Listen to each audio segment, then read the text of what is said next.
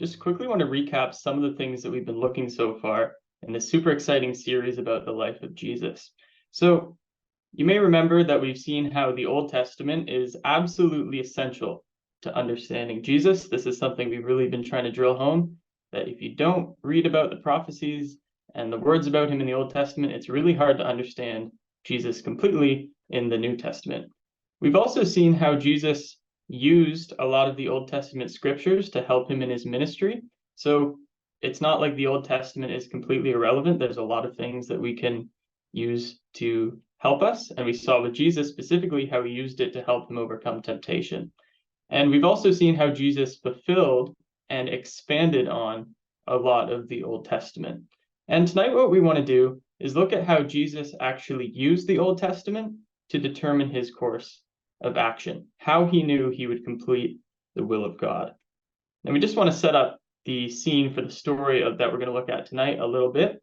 So up until this point, Jesus hasn't fully revealed who he is to the people.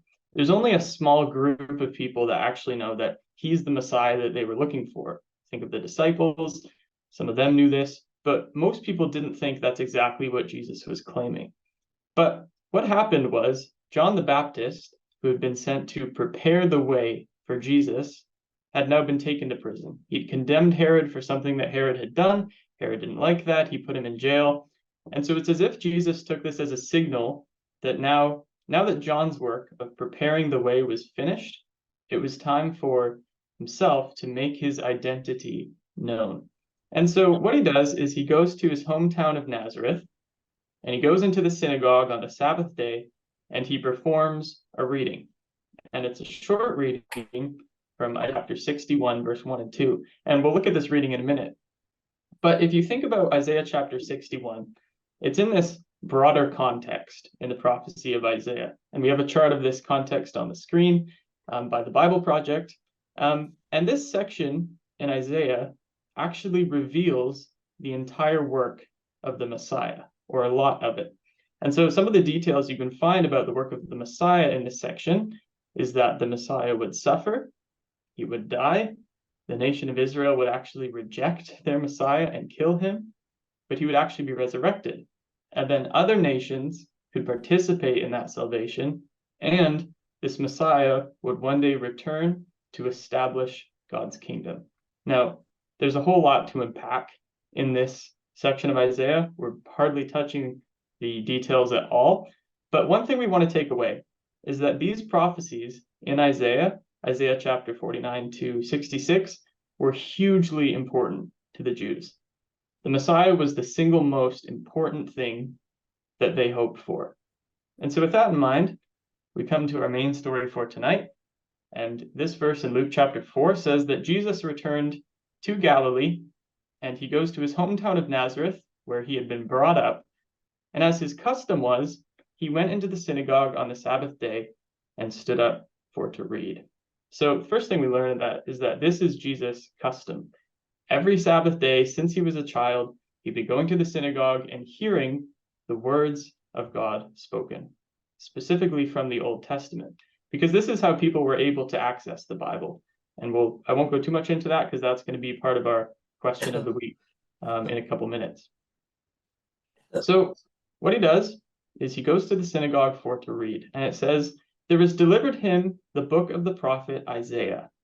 And when he had opened the book, he found the place where it was written," and this comes from Isaiah 61, and it says, "The Spirit of the Lord is upon me, because he hath anointed me to preach the gospel to the poor.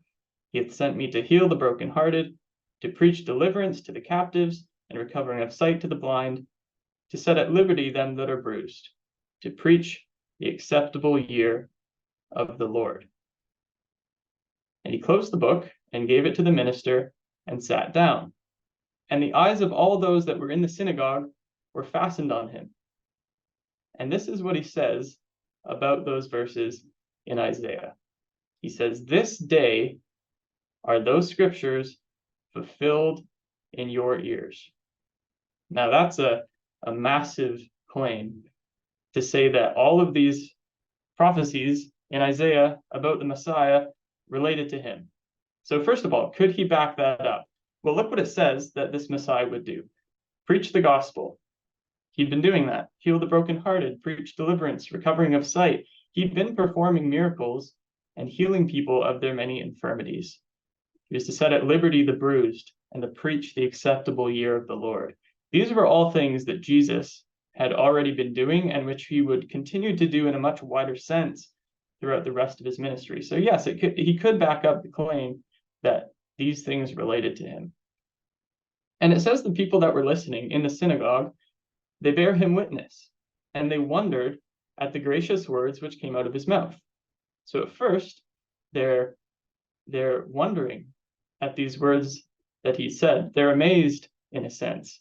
But then notice what it says. And then they said, "Is not this Joseph's son?" So essentially what that means is these people had witnessed Jesus grow up in Nazareth from a young age. They knew he was Mary's son, Joseph's son. They'd watched him grow up. And now this child that had grown up with them for years is claiming that he is the Messiah. And so they're blown away by his teaching, but not in a good way. He was now claiming that he was the fulfillment of the prophecy of Isaiah. And so what they try to do, it says, all day in the synagogue, when they heard these things, they were filled with wrath. And they rose up and thrust him out of the city and led him to the brow of the hill whereon their city was built, that they might cast him down headlong. So they're trying to kill him for what he said. But Jesus, passing through the midst of them, went on his way.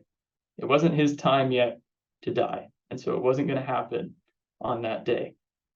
Now, the principle we want to learn from that story is that Jesus read and understood the Old Testament. He'd been reading it his entire life, and he used that to determine how he was going to complete God's will. Now, we can expand on that a little bit. We know that Jesus understood these things because of a story in Luke chapter 2. And I think that this is one of the most interesting stories about the life of Jesus. It happens right near the beginning. So this is Luke chapter 2. It says, "Now his parents, Jesus' parents, went to Jerusalem every year at the feast of the Passover. And when Jesus was 12 years old, they went up to Jerusalem after the custom of the feast." And what happens is, after they're done at the feast, Mary and Joseph, they pack up all their things, they go with the rest of their family, and they start the journey back home. But after a few days, they realize that Jesus isn't with them. And you think about the implications of that. God has basically entrusted to Mary his own son to watch over and protect and to help raise him in the world, and they've lost him. That's a huge implication. And so they're worried. They spend 3 days looking for him.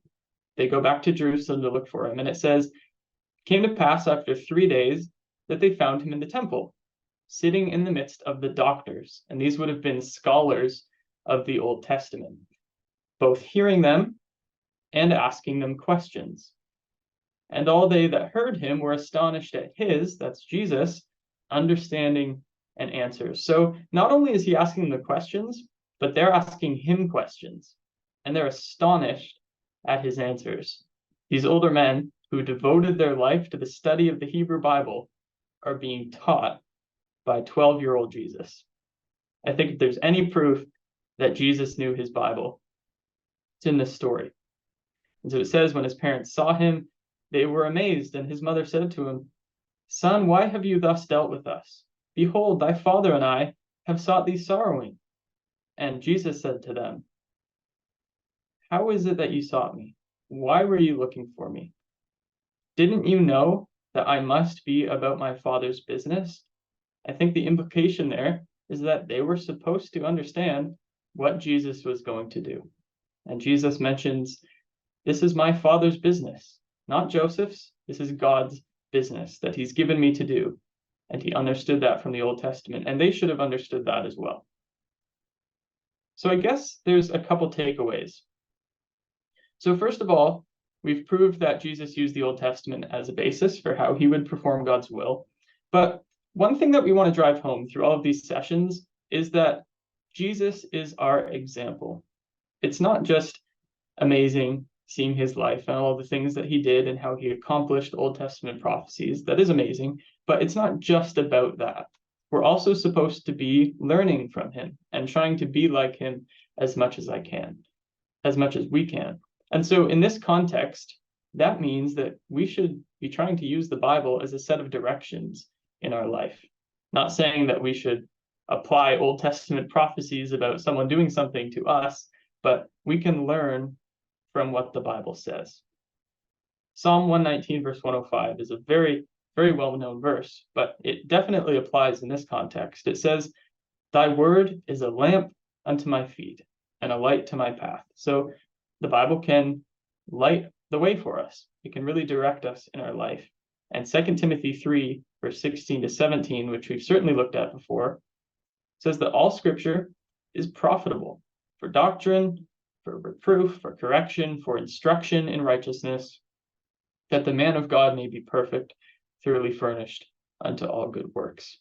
So tonight we've learned the importance of letting God speak to us through the Bible and letting that guide our life.